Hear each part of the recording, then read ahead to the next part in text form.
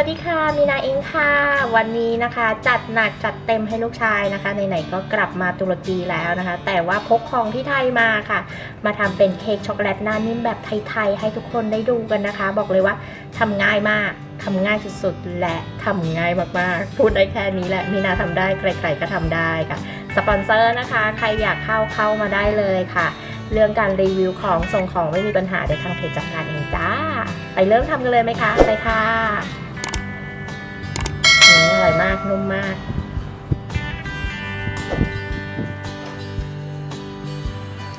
เดี๋ยวเรามาทำเค้กช็อกหน้านิ่มกันนะคะวันนี้ใช้สูตรเล็กนะคะก็มีไข่แดงค่ะ2 ฟองแล้วตีไข่แดงก่อน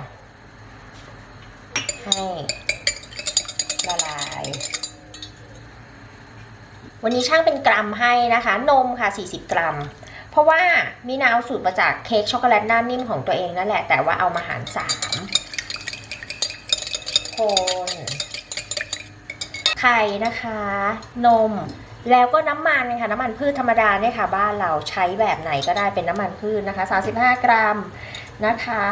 น้ำตาลทรายค่ะ2 ช้อนโต๊ะใส่ลงไปเลยคนทุกอย่างให้เข้ากันแบบนี้เสร็จแล้วเราจะมาล่อนแป้งนะคะแป้งเนี่ยเราใช้แป้งเค้กนะคะแป้งเค้กประมาณ50 กรัมนะคะหรือเกือบ1 ถ้วยตวงเห็นไหมใครไม่มีแป้งเค้กนะคะใช้แป้งสาลีอเนกประสงค์นะคะผสมแป้งข้าวโพด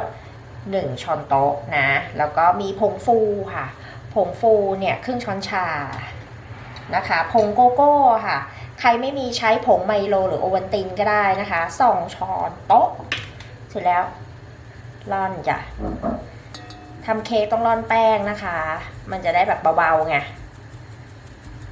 ไม่ค่อยเห็นคุณมีนาร่อนแป้งใช่ไหมสักหน่อยแค่นี้เองค่ะเดี๋ยวเราคนส่วนผสมทุกอย่างให้เข้ากันก็เสร็จเรียบร้อย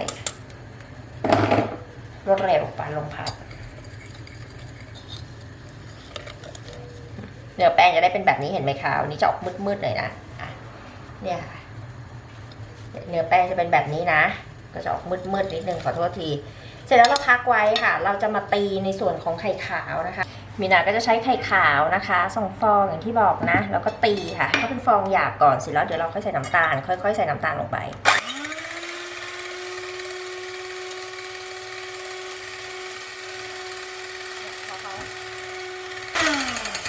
พอเริ่มเป็นฟองหยาบแบบนี้นะคะเราจะค่อยๆใส่น้ำตาลลงไปนะ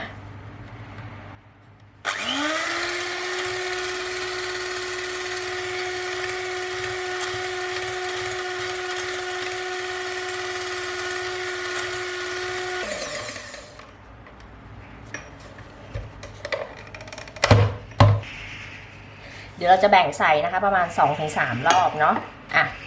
ก่อนอื่นเดี๋ยวเราคนก่อนคนนะคะแล้วก็แบ่งใส่ค่ะแล้วค่อยๆตะล่อมอุ่นเตาอบแล้วนะที่ไฟ160 องศานะคะไฟบนล่างไม่เปิดพัดลมนะแบบนี้นะคะค่อยๆตะล่อม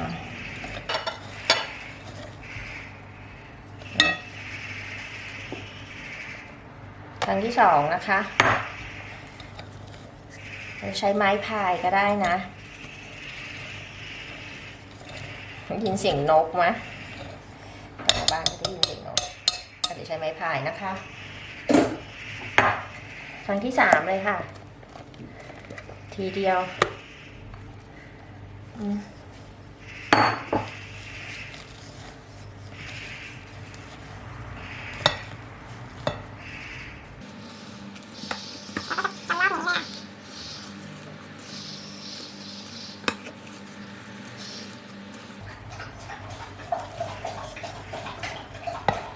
แบบนี้นะคะเนื้อจะได้แบบนี้นะเสร็จแล้วเดี๋ยวเรามาใส่ถ้วยฟอยล์เลยค่ะถ้วยฟอยล์ของมีนานะใช้ตัวนี้ค่ะขนาดนะคะก็คือประมาณ8 เซนนะคะคูณ13 เซนสูง 3.5 เดี๋ยวมีนาเขียนแปะลิงก์ไว้ให้นะคะช่องทางการสั่งซื้อสามารถไปสั่งซื้อกันได้เองนะมีขายทั่วไปใส่ประมาณครึ่งพิมพ์นะคะ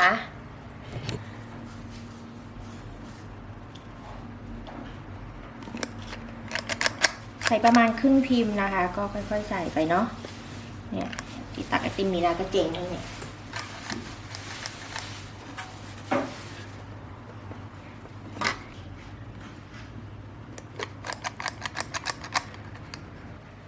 จะได้5 ถ้วยพอดีนะคะแล้วก็เคาะค่ะเคาะแบบนี้เนี่ยเอาตัวเนี้ยมาไล่ฟองอากาศแบบนี้นะคะแค่นี้เองแล้วเราก็เคาะ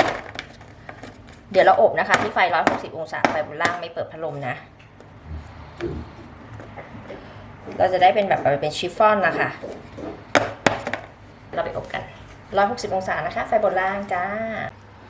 อบมา14นาทีนะคะแล้วก็เช็คสุกแบบนี้จิ้มมาไม่มีอะไรติดขึ้นมานะถือว่าใช้ได้ค่ะเอาออกมาค่ะทิ้งไว้ให้เขาเย็นเขาจะยุบก็เรื่องของเขาค่ะเพราะว่าเราจะมี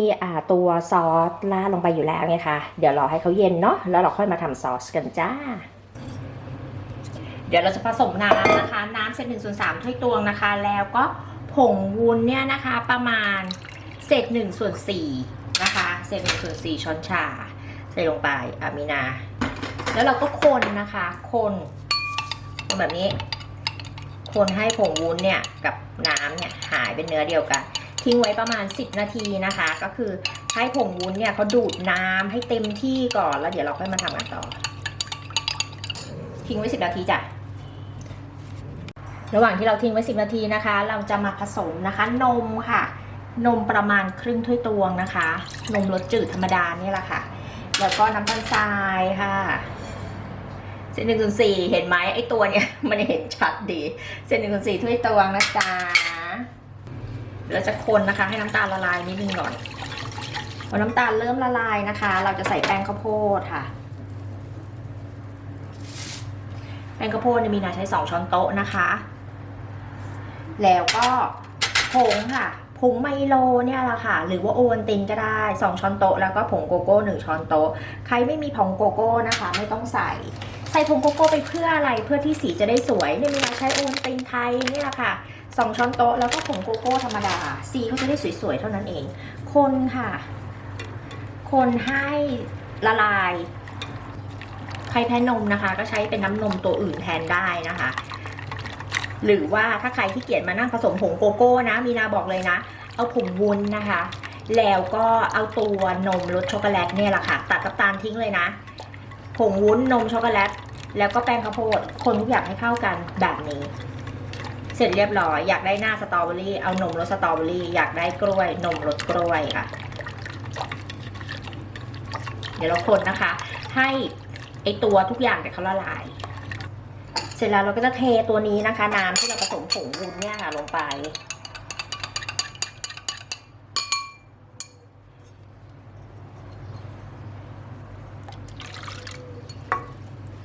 เอาไปตั้งไฟนะคะอ่อนๆเนี่ยค่ะคนตลอดเวลา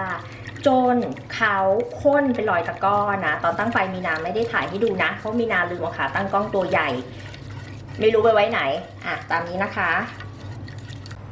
พอเขาเดือดนะคะเราก็ยกลงเลยค่ะเนี่ยคือเขาก็จะเดือดนะแล้วเราก็ใส่เนยค่ะลงไป1ช้อนโต๊ะเนยจืดนะไม่ใช่ที่ใช้เนยเค็มแล้วก็ถ้าใครมีพวกช็อกโกแลตอะค่ะใครอยากใส่เป็นพวกมิลค์ช็อกโกแลตดาร์กช็อกโกแลตก็ใส่ลงไปได้เช่นเดียวกันแต่ว่าถ้าใครไม่มีไม่ต้องนะคะใส่เพื่ออะไรรสชาติก็จะเข้มขึ้นค่ะเขาจะแบบรสชาติจะผู้ดีขึ้นอะบอกเลยมันจะดูหรูหราไฮโซขึ้นนะคะแค่นี้เองใส่ไปนิดเดียวค่ะใส่ประมาณ 2-3 ช้อนโต๊ะอะแล้วแต่เราเสร็จแล้วนะคะเราก็เทใส่ไอตัวถ้วยฟลอยล์ของเราได้เลยค่ะตอนร้อนๆนะแล้วก็ชิมได้ค่ะรสชาติมันมีความหรูหรานิดนึงเพราะว่าไอตัวผงโกโก้กับไอตัวไมโลรสเขาก็สแตนดาร์ดอยู่แล้วไงคะตัวพวกนี้เราไม่ได้ใส่วิปปิ้งครีมลงไปถ้าเราใส่วิปปิ้งครีมลงไปนะรสชาติเขาก็จะนัวขึ้นเขาก็จะหรูขึ้นนะคะเอาแค่นี้นะคะแล้วก็ราดลงไปเลยค่ะ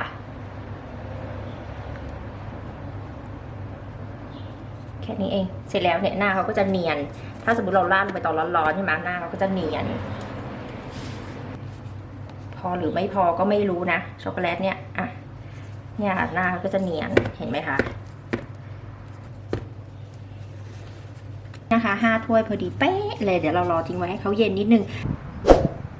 มีนาฝากกดไลค์กดแชร์แล้วก็ติดตามให้ด้วยนะคะเดี๋ยวจะตักให้ดูเอาทางไหนดีล่ะทางนี้ละกันนะ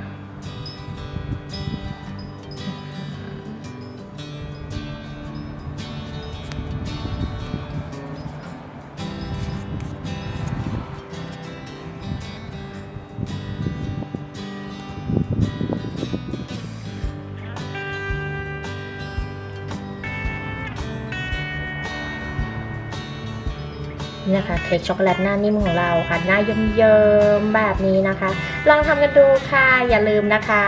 กดแชร์ให้มีนาด้วยกดหัวใจด้วยนะคะโพสจะได้ขึ้นฟีดเนาะบางคนบอกว่าหาไม่เจอใช่ไหมดูข้างในนะคะ เนื้อในก็จะเป็นแบบนี้บอกเลยว่าอร่อยมากไปแล้วค่ะสวัสดีค่ะนี่นะคะพอเขาเย็นแล้วนะเราก็มีฝาค่ะเราซื้อมาจากเมืองไทยนั่นแหละทุกอย่าง เราก็ใส่ปิดแบบนี้ค่ะปิดได้เลยค่ะแล้วก็แช่ตู้เย็นเลยค่ะเนี่ยก็ลูกก็หยิบออกมาเป็นอันๆนะคะใครจะใส่บาตรก็เอาไปใส่บาตรได้แบบนี้เลยนะคะนี่สุดยอดนะสุดยอดถ้วยฟอยล์นะคะเดี๋ยวมีนาแปะลิงก์ไว้ให้นะว่าซื้อที่ไหนหรือไม่ก็จะสั่งซื้อกับทางเพจก็ได้อย่างที่บอกนะจ๊ะ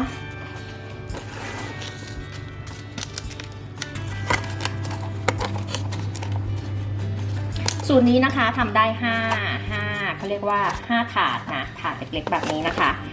ไซส์บอกไปเรียบร้อยแล้วนะนี่นะคะต้นทุนไม่รู้เพราะไม่รู้ต้นทุนที่ไทยทานไม่หมดก็เก็บใส่นี่ไว้ได้เดี๋ยวไว้ทานตอนบ่ายคู่กับกาแฟทีจ้ะไปแล้วค่ะเนี่ยแหละค่ะง่ายๆเดี๋ยวคราวหน้าเรามาทำชีสเค้กกันเถอะ มีพิมพ์อะไรก็ทำง่ายไปหมดเนี่ยไปแล้วจ้า